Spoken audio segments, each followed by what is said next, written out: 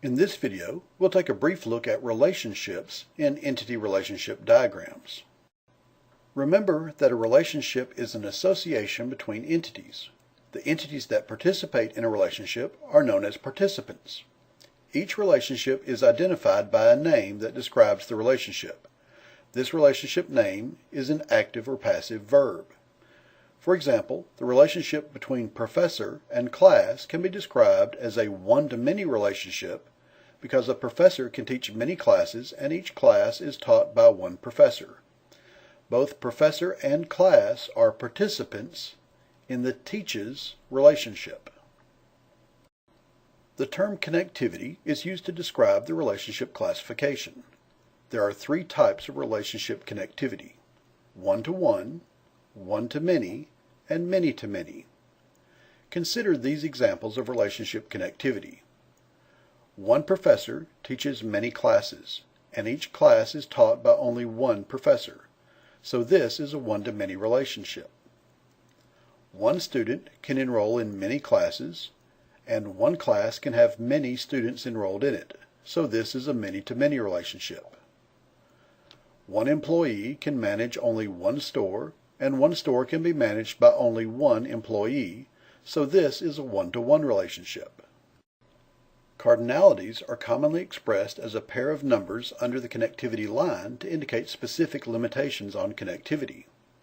For example, this figure shows the specific cardinalities in a minimum-maximum format inside parentheses. The first value in each pair represents the specific minimum number of associated entities, while the second value represents the specific maximum.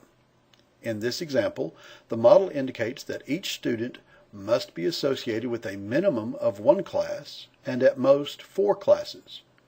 Each class must be associated with a minimum of one student and at most 40 students.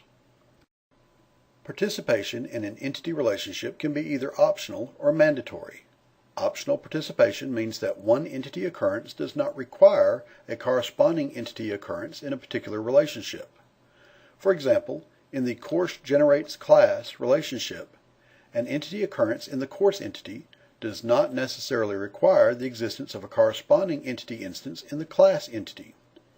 This means that the class entity is considered optional to the course entity, so that it is possible for a course to exist without having any related classes. If optional participation is depicted graphically, it is typically shown as a small circle across the relationship line. Optional participation is also noted by the minimum cardinality of 0, as shown in this figure.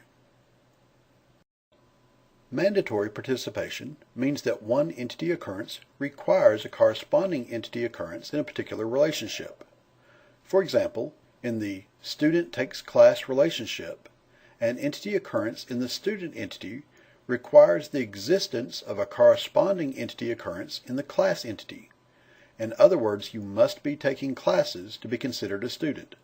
At the same time, a class entity occurrence requires one or more student entity instances be related to it. If mandatory participation is depicted graphically, it is typically shown as a small hash mark across the relationship line. The existence of a mandatory relationship indicates that the minimum cardinality is at least 1 for the mandatory entity. This concludes this presentation.